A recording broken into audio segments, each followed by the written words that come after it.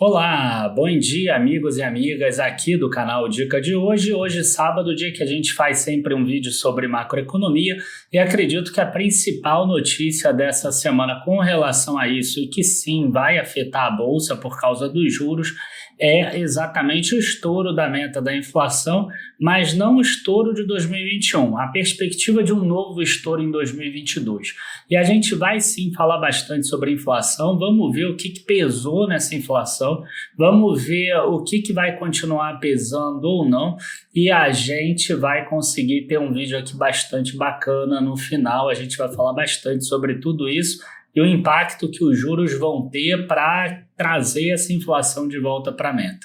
Então não perca o nosso vídeo, se inscrevam no canal, logo depois da vinheta a gente já começa.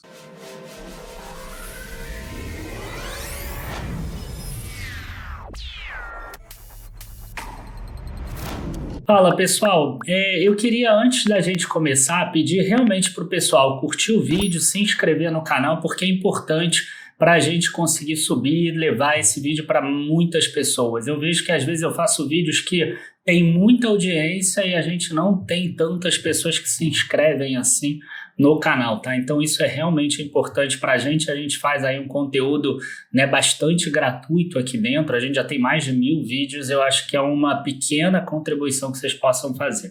Bom, vamos lá pessoal, vamos falar sobre a inflação primeiro, tá? Então eu estou aqui já com a página do Banco Central, mas eu acho que eu vou começar aqui com gráficos que eu acho que é mais fácil. Esse gráfico aqui eu peguei lá do G1, né, do próprio Globo, porque eu acho que eles fazem gráficos muito bonitos aqui, fáceis da gente visualizar, e a gente percebe aqui que nos últimos 11, 12 anos, a gente teve duas vezes que a inflação passou de 10%. Uma delas foi agora, em 2021. Quando a gente sai desses 2 anos, a gente vê que mais ou menos o Brasil ficava aqui numa média, tá? E depois ele passou a ficar aqui em outra média um pouco mais baixa, tá? E isso tem a ver sim com as metas de inflação que a gente vai falar depois mais para frente.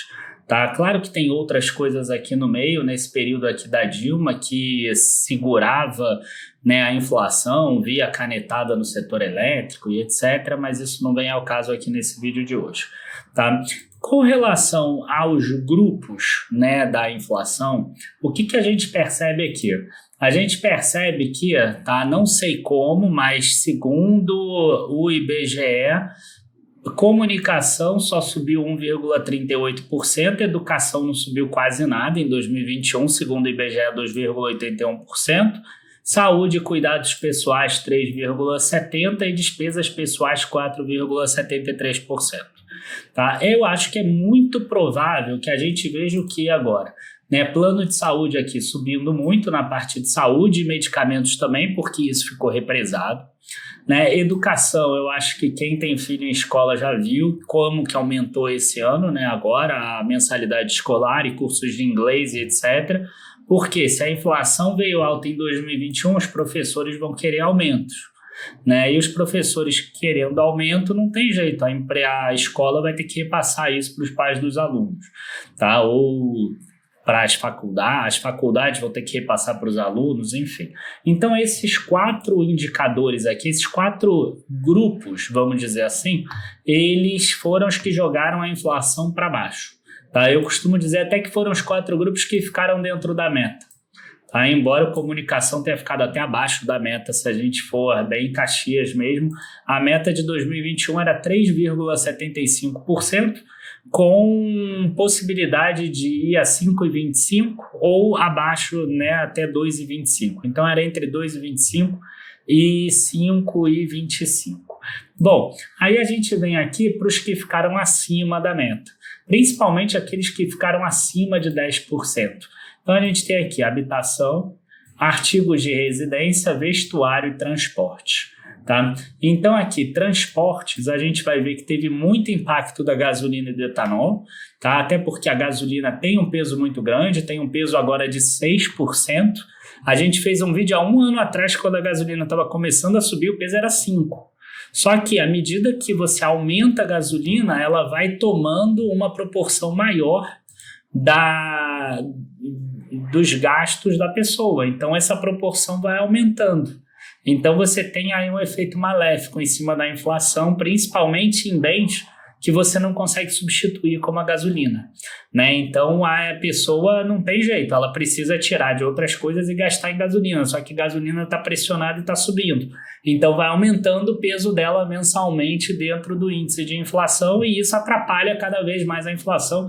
Inclusive, essa semana teve outro aumento da gasolina aí, 8% e 4,8%. Agora, eu não lembro se a gasolina foi 8% e o diesel 4,8% ou vice-versa. Tá? Mas eu acredito que a gasolina foi 8%. Bom, aí a gente vem aqui, habitação, aqui principalmente entrou energia elétrica, tá? Artigos de residência e vestuário. Vestuário teve muito peso de aumento no mês de dezembro, tá? O mês de dezembro foi bastante alto aqui a parte de vestuário. E por fim aqui, né, a gente tem uma matéria do Valor Econômico que não adianta a gente ler, mas aqui é interessante a gente falar o seguinte, né, segundo analistas, a Selic hoje em 9,25% ao ano tende a se aproximar de 12%. Tá? E aqui eles chegam a falar alguns itens que foram importantes. E aí eu aproveito para passar para a segunda parte desse vídeo de hoje, que é falar por que os juros eles precisam subir tanto, tá? E aí a gente vem para a parte de metas de inflação, tá? Desde 1999, como vocês podem ver aqui no Banco Central, o Brasil tem uma meta de inflação que está exatamente nesse quadrinho daqui, ó, tá? Então, quer dizer, em 1999 a meta do Brasil era 8%, logo, com uma tolerância de 2% para cima ou para baixo, podia ficar entre 6% e 10%. Em 1999, o Brasil teve uma inflação de 8,94%, logo ele cumpriu a meta, certo? Ele ficou entre 6% e 10%. Aqui em 2000, essa meta caiu para 6%, com uma tolerância também de 2%, limites entre 4% e 8%, ficou em 5,97%, ele cumpriu a meta. Tá? Então, aqui a gente consegue ver os anos que o Brasil não cumpriu a meta. O Brasil não cumpriu a meta para cima em 2001, 2002, 2003, 2015 e agora 2021, porque aqui ainda não está atualizado, mas já tem a carta aberta aqui. Tá? E 2017 ele não cumpriu para baixo, que também precisa avisar porque que não conseguiu cumprir, né? Acabou que foi para baixo ali, 2017 a gente pode até ver, ó, era 4,5%, 1,5% de tolerância, podia ficar entre 3 e 6 e acabou fechando em 2,95%, então também descumpriu, né? Só que foi muito pequenininho o descumprimento e para baixo, enfim, não teve problema nenhum com relação a isso. Inclusive, esse tipo de descumprimento aqui para baixo é que ocasionou e trouxe a possibilidade dos juros do Brasil chegarem a 6,5% aqui em 2019. Tá? O que para mim fica muito claro é o seguinte, quando o Brasil jogou os juros em 6,5%, a inflação começou a subir. Ok que ela ficou dentro da meta, mas ela começou a subir, né? Ela começou a ter um impacto. Tá? Então, eu particularmente acredito que taxas de juros abaixo de 7,5% no Brasil são taxas de juros que você já está estimulando a economia, já são taxas de juros estimulativas, tá? Então, a gente precisa sempre tomar cuidado quando cai essa taxa, porque a gente vai ter um crescimento do PIB, mas a gente vai ter uma inflação depois. Agora a gente está no oposto, né? A gente teve uma inflação muito alta, e que, inclusive, a gente consegue ver aqui os principais fatores na carta aberta. Os principais fatores, segundo o próprio Copom aqui, foi forte elevação dos preços de bens transacionáveis em moeda local, em especial os preços de commodities, né? Então, commodities pesaram, bandeira de energia elétrica de escassez hídrica, que aqui é essa tarifa vermelha 2, que ainda segue, desequilíbrios entre demanda e oferta de insumos e gargalos nas cadeias produtivas globais, né? Então, eles chegam a falar que as pressões sobre os preços de commodities e nas cadeias produtivas globais refletem as mudanças no padrão de consumo causado pela pandemia, com parcela proporcionalmente maior da demanda direcionada para bens e impulsionada por políticas expansionistas. Esses desenvolvimentos que ocorreram em nível global geraram excesso de demanda em relação à oferta de curto prazo de diversos bens, causando um desequilíbrio que em diversos países e setores foi exacerbada por falta de mão de obra, problemas logísticos e gargalos de produção. De fato, a aceleração significativa da inflação em 2021 para níveis superiores às metas foi um fenômeno global, atingindo a maioria dos países avançados e emergentes. Então você vê que eles acabam saindo pela tangente, colocam a culpa no externo, no global. Agora, aqui a gente tem um grande problema, né? Por quê? Porque as metas para 2022, 2023, 2024, elas já foram definidas, tá? E a gente consegue vê-las aqui. Então, por exemplo, em 2022 a meta é 3,5%, e podendo ficar entre 1,5% para cima ou para baixo. Então, ficaria entre 2% e 5%. Né? Em 2023 já cai para 3,25%, com tolerância entre 1,75% e 4,75%. E 2024 o Brasil tem uma meta de inflação a perseguir de 3%, que fica entre 1,5% e 4,5%. Né? E a gente sabe que para a inflação cair, o que você tem que fazer? Você tem que contrair a economia. Né? Então, o que o governo ele pode fazer? Né? Até aqui eles colocam bem bonitinho aqui. Né? O Conselho Monetário estabelece a meta para a inflação. Para manter a inflação sob controle, o Copom define a meta da taxa Selic. O BC realiza operações de mercado aberto, né? Principalmente títulos públicos, para influenciar a taxa Selic. A taxa Selic, por meio de diversos canais da economia, afeta a inflação. Eu disse aqui principalmente porque eles estão operando dólar também, e a gente sabe que o dólar, pelo menos eles dizem que não é para não movimentar tanto taxa de juros, inflação e etc. É só para tirar um pouco a volatilidade do dólar, mas na minha visão é também para oferecer aí uma inflação menor, porque senão a gente acaba tendo mais um impacto, né? Um impacto do dólar que vai direto exatamente no preço das commodities, que é o que está pegando. Então, Copom aqui subindo a taxa, né? Ou, enfim, mantendo a taxa boa que acabe trazendo a inflação para dentro da meta, a gente teria no país o quê? Investimentos e consumo, créditos, expectativas, um câmbio mais ajustado e riquezas, né, jogando a inflação dentro da meta. Então, a ideia é o Copom definir uma taxa Selic que leve a inflação para dentro da meta, porque se isso acontecer, esse restante aqui acontece. A única coisa que esqueceram, né, quer dizer, não esqueceram porque na carta aberta está nítido que eles sabem que é uma inflação global. É essa questão, né, inflação global. Até que ponto uma redução da taxa Selic, um aumento da taxa Selic tão grande vai realmente fazer a inflação reduzir, né? Se a gente tem aí um petróleo subindo, por exemplo, que impacta a gasolina, até que ponto você aumentar a taxa de juro até o infinito, por exemplo, vai fazer a inflação da gasolina cair? Né? Ela não vai cair por causa disso.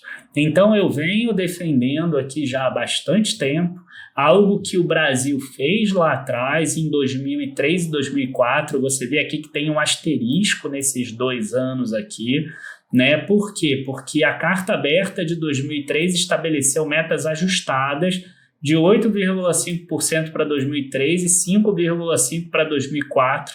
Então, essa aqui era a meta inicial, tá? O Brasil achava que era a Suíça lá atrás, com 3,25%, e aí a meta ajustada foi para 8 e pouco, tá? E aqui 2004 a mesma coisa, né? Botou ali 3,75 e ajustaram depois para 5,5. E isso foi muito interessante, porque aí a taxa de juros do Brasil não precisou subir tanto, e aí a gente já sabe o que aconteceu, né? Eu vou tentar ver se eu coloco aqui o gráfico do Ibovespa. Bom, então, como vocês podem ver, né, o Brasil aqui em 2003 e 2004, você vê que a meta de inflação tem 2 asteriscos. Né? Por quê? Porque a gente vê aqui embaixo ó, que a Carta Aberta de 21 de janeiro de 2003, quando o Brasil viu que 2002 foi um ano muito ruim, até porque teve racionamento de energia e teve as eleições de 2002 também, o que o Copom da época, o que na verdade o CMN da época, o Conselho Monetário Nacional fez? Ele estabeleceu metas ajustadas, ele viu que ia ser impossível em 2003 bater aquela meta que é de 3 e alguma coisa, 3,75, por exemplo. Então, quer dizer, bateu 8,5 ajustado para 2003 e 5,5 para 2004. Então, esse número aqui ficou muito mais plausível de se chegar, tá? E não demandou tanto aumento assim da taxa Selic, embora na época fossem números muito maiores do que hoje em dia. E a gente vê aqui como foi importante isso. Olha só, em 2003 a gente viu aqui um crescimento bastante expressivo, foi um crescimento de 80%, depois de 2004, 5, 6, 7, até aqui maio de 2008, um aumento aqui, se pegar tudo, olha só que o Brasil cresceu 750% nesse período, tá? Por quê? Porque a gente teve uma meta de inflação que o governo priorizou também a própria economia e não apenas chegar na meta de inflação. Isso é uma coisa que eu tenho batido muito nessa tecla, que infelizmente a gente não está vendo o governo fazer isso. A gente está vendo o governo querendo chegar em uma meta que a gente sabe que é impossível, que o mercado inteiro sabe que é impossível. É só você abrir o Boletim Focus que você vai ver que mesmo o teto máximo de 5% já ultrapassou para 2022. E aí eu vou aproveitar para pegar aqui um ponto que eu acho que é legal da gente ver, que é a própria inflação, né? Por quê? Porque a gente tem inflação aqui, no Brasil, de 10,06%, que foi como a gente começou. Só que, por exemplo, em Curitiba foi 12,73%. No Rio de Janeiro foi 8,58%. Não, teve um menor. Belém foi 8,10%. Então, quer dizer, talvez a tua percepção varie um pouco de acordo com o lugar que você está, tá? E uma coisa que eu acho que é muito importante da gente ver é o seguinte, né? A gente viu que gasolina tinha sido um dos itens que mais cresceu. E a gente vê aqui que gasolina é 6,67% e etanol 1% do total. Só que em alguns outros estados é mais, não? 8,92%. Provavelmente aqui é Curitiba. Por isso que ficou muito mais alto, tá? E aí aqui a gente pode dar uma olhada na inflação exatamente do etanol, por exemplo, né? Então a gente tem aqui 5,104, aqui 0,01. Olha só, aumento de 47,49% na gasolina e 62,23% no etanol. Agora a gente viu que a gasolina vai aumentar ali 8%, por exemplo. Né? Então, se a gente pegar ali 8% vezes 0,0667, que é o peso que tem ali, né? O que está aqui, 6,67, se esse preço total de 8% subir e chegar na bomba, o próximo mês agora, de janeiro de 2022, já começa com 0,53 de gasolina. Fora todo o efeito cascata que tem. Fora o preço do etanol, porque o etanol também vai acabar sendo reajustado, talvez, não sei. Né, mas tem mais o diesel aí, que óleo diesel é 0,24%, mas também é importante. Então, você vê como é algo fundamental aí. E a gasolina é um dos maiores itens, se não for o maior subitem que existe. Tá? O maior deles, o maior dos grupos aqui é exatamente alimentação e bebidas. 20% aqui no total. Vocês vejam que Belém, por exemplo, é 26% de alimentação e bebidas, e talvez seja isso que tenha jogado o preço para baixo, aí a inflação para baixo em Belém, 26%. Olha só, a alimentação e bebidas em Belém subiu só 3,87%. Depois, se tiver alguém de Belém aqui, coloca nos comentários se para você a alimentação subiu 3,87% só. Eles dizem ainda que a alimentação no domicílio subiu só 3,3%, por exemplo. Aí são muitos subitens aqui. Tá? E alimentação fora do domicílio, para quem come fora em Belém, 6,23%. Depois posta aí para a gente saber se é exatamente isso que está acontecendo. Como vocês viram aqui, alimentação 7,94%. Onde é que subiu bastante aqui? Subiu a alimentação, que é um dos principais itens, no Rio Branco, em Rio Branco, que é no Acre, por exemplo. Então, essa planilha aqui que o IBGE mostra, ela é muito interessante para a gente ver esses impactos. Então, quando eu escrevo lá no relatório que eu acredito que a gente vai ter um aumento do preço das passagens de ônibus alto nesse ano, que a gente vai ter aumento de pessoas, e aí eu não estou falando de servidor público, eu estou falando das próprias pessoas que trabalham nas empresas, porque está tendo uma queda do rendimento real. Quando eu falo que vai ter um aumento da energia elétrica, eu consigo mais ou menos calcular qual vai ser a inflação. Tá? E eu acho muito difícil que a inflação no Brasil, salvo se tiver uma queda grande do preço de commodities, que fique abaixo de 7% nesse ano. Tá? Enfim, gente, esse foi o nosso vídeo de hoje. Espero muito que o Brasil consiga rever essa meta de inflação, mas acho muito difícil que isso aconteça. E não revendo a meta de inflação e tendo esse impacto das commodities, né, como a gente já viu um aumento do preço da gasolina, o Brasil deve chegar nesse teto da meta rápido de 5% nesse ano. Então, para esse próximo ano, ou né, fazer outra carta, ou o Copom já a partir da segunda ou da terceira reunião já falar que está de olho em 2023, ele pode fazer isso também, a gente está de olho na inflação prospectiva, ou senão ele vai subir a taxa de juros até o infinito e a nossa economia vai minguar muito. Então a gente tem que tomar bastante cuidado com relação a isso. Abraços a todos, bons investimentos. Como vocês sabem, a gente está com o nosso TCP aberto, o treinamento de crescimento patrimonial, e só essa semana, né, que ele está aberto para venda, a gente fez uma série de lives, terça, quarta e quinta. Então, nessas lives a gente fez a abertura de vendas. Então, quem ainda quiser participar para poder buscar e captar essas empresas small caps que têm possibilidade de crescimento forte e ainda os fundos de investimento que têm possibilidade também de crescimento forte, mas que também podem ser descorrelacionados e ganhar em cenários adversos, não deixem de se inscrever, a gente vai colocar o link aqui embaixo. Abraço a todos, bons investimentos, até a próxima. Tchau, tchau, pessoal.